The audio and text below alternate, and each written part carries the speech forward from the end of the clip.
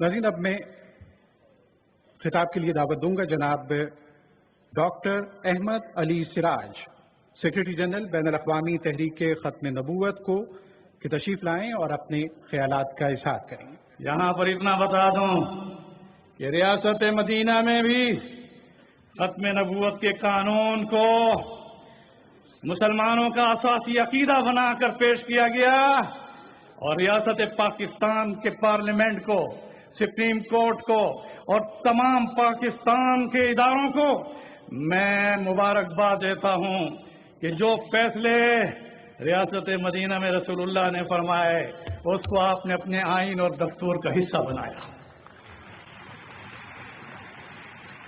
سوال ہوتا ہے کہ 100 آیات پر ختم نبوت کے دلائل، 200 احادیث پر مبنی، میں زیادہ تشریح میں نہیں جانا چاہتا۔ میں نے لندن کی انٹرنیشنل ختم نبوت کانفرنس میں یہ بات رکھی تھی تو کسی نے مجھے ایک رکا بھیجا کہ ختم نبوت پر کیا رسول اکرم صلی اللہ علیہ وسلم کا عدالتی فیصلہ ہے؟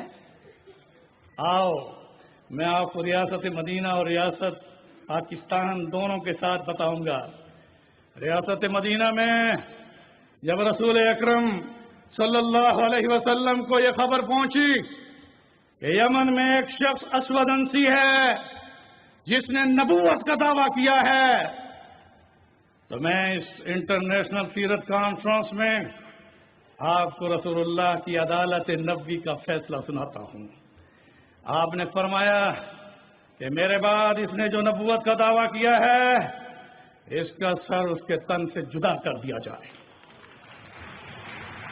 یہ فیصلہ نبوی ہے، عدالت کا، مگر میں یہاں ایک وضاحت کر دوں گا، میں ایک ذمہ دار آدمی ہوں کہ ختم نبوت اور ڈاکہ ڈالنے والا مدعی نبوت یا شاتم رسول، اس کی سزا قتل تو ہے، مگر علماء اور عوام کے ہاتھ میں وہ سزا نہیں۔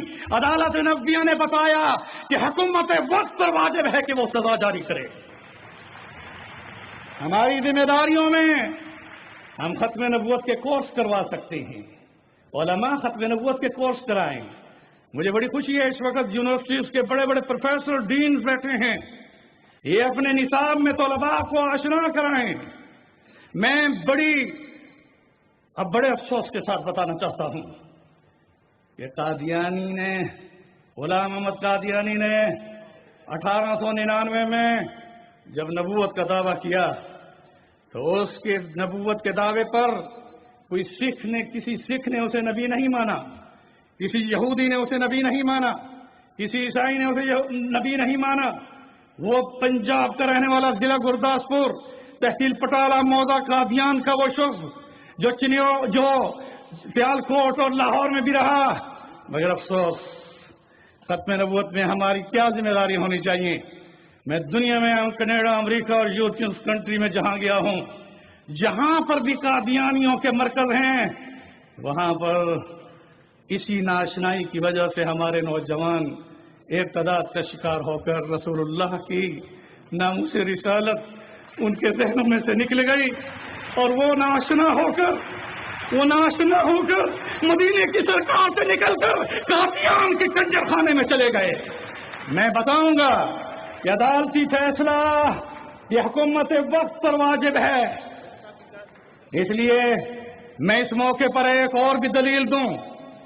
جب مسیلمہ کذاب نے نبوت کا دعویٰ کیا تھا تو رسول اللہ صلی اللہ علیہ وسلم کی حیات طیبہ میں کیا تھا، اور آپ نے فرمایا تھا اِنَّهُ سَيَكُونَ فِي أُمَّتِي 30 كَذَّابُونَ دَجَّالُونَ، میرے بعد 30 کذاب دجال آئیں گے، مگر اسود انسی ہو یا مسیلمہ کذاب ہو، رسول اللہ کی حیات طیبہ میں ان لوگوں نے نبوت کا دعویٰ کیا۔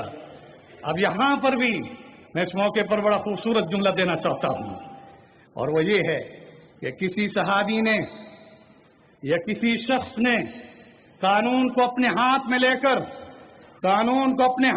کر اس کو کیفر کردار تک نہیں پہنچایا، بلکہ اس وقت کی خلافت خلیفہ اول، خلیفۃ الرسول حضرت ابو بکر صدیق رضی اللہ تعالی عنہ نے اس فریضے کو سر انجام دے کر یہ ثابت کیا. وزیر اعظم عمران خان صاحب، آپ مبارکباد کے مستحق ہیں کہ اسلامی ریاست مدینہ کو فالو کر رہے ہیں، اور اس مدینے کی ریاست میں خلافت کا پہلا اجماع اس پر ہوا کہ جس نے نبوت کا دعویٰ کیا اس کے لیے مدینے سے لشکر گیا. اس کے لیے کہاں سے لشکر گیا؟ آپ تاریخ کو نہیں جھٹلا سکتے. رسول اکرم صلی اللہ علیہ وسلم کے بعد مسلمہ کذاب کی سرکوبی کے لیے جو لشکر بھیجا گیا اس میں بدری صحابہ بھی تھے، احد کے غازی بھی تھے، 25 غزوات والے غازی بھی تھے.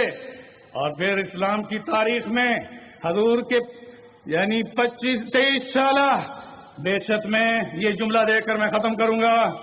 آپ کی بعثت کے 23 سال میں اسلام کی احیاء اور دفاع میں صحابہ کرام نے جو قربانیاں دیں اور ان میں شہادت جو حاصل کی اس کی تعداد 259 شہداء کی ہے. مگر خلافت صدیقی میں جب ذات نبوت کا معاملہ آیا تو وہ صحابہ کرام جو مدینے کی اسلامی ریاست سے نکلے، وزیر اعظم صاحب آپ اسلامی ریاست مدینہ کا جب نام لیتے ہیں تو ہمارے دلوں میں آپ کے لیے دعا ہوتی ہے کہ وہ ریاست مدینہ کے فیصلے آپ جاری کر دیں. انہی کلمات کے ساتھ اللہ اکبر، غور سے کہو اللہ اکبر. میں اس موقع پر بتاؤں گا، سنو، مدینے سے لشکر روانہ ہوا، یمامہ میں مارکا ہوا. پوری تاریخ 23 سالہ بعثت میں رسول اللہ کے ہاتھ میں جب جہاد کا جھنڈا تھا، ریاست مدینہ کی سربراہی تھی، اس میں تو 259 صحابہ کرام اسلام کے لیے شہید ہوئے، مگر ختم نبوت اور ذات نبوت پر 1200 صحابہ شہید ہوئے. اس موقع پر آپ کو احساس دلا رہا ہوں کہ ایک مارکہ ختم نبوت جو مسلمہ کذاب کے خلاف لڑا گیا، اس میں مسلمہ کذاب کو حکومت وقت کے فیصلے کے ساتھ کیفر و کردار تک پہنچانے میں 1200 صحابہ شہید ہوئے. میں پھر اس کلمات کے ساتھ ہماری ذمہ داریاں وزیر اعظم صاحب یہ ہیں کہ ہم عوام کو ختم نبوت کا شعور عطا کریں، ہم یونیورسٹیز میں تعلیمی اداروں میں ختم نبوت کا شعور دیں. مگر آپ کی ذمہ داریوں میں یہ بات آئے گی کہ جو ریاست مدینہ میں قانون بنے، اور مبارک ہو اس ملک کے دستور میں 7 ستمبر 1974 میں قادیانیوں کو ان میں بیٹھے ہوئے وہ ممبر موجود ہیں، یہ اسلام آباد ہے، اس ایوان میں اور وہ یہاں پارلیمنٹ میں قادیانیوں کو غیر مسلم اقلیت قرار دے کر مدینے کی ریاست کو دہرایا گیا. اس طرح سے انہی کلمات کے ساتھ میں وزیر اعظم پاکستان سے درخواست کروں گا کہ ملک میں جو انتشار پیدا ہو رہا ہے اس میں ہمیں ضرورت ہے کہ عوام میں شعور پیدا کریں. اس شعور میں سب سے بڑا میرا مطالبہ یہ ہوگا کہ جو ہمارے دستور میں قادیانیوں کی سرگرمیوں پر پابندیاں قانوناً ہیں اس کو وزیر اعظم صاحب عمل میں لائیں، اور 295C کے قانون میں شاتم رسول کی جو سزا ہے اس کو نافذ کریں. ہم ان کے ساتھ ہیں، ہماری دعائیں ان کے ساتھ ہیں. اسلامی ریاست پاکستان ہو یا مدینہ ہو، مدینہ کی سرکار نے مدینہ منورہ میں اور پاکستان میں قائد اعظم نے مدینہ طیبہ کے نام پر پاکستان بنایا. آج آپ اس کے وارث ہیں.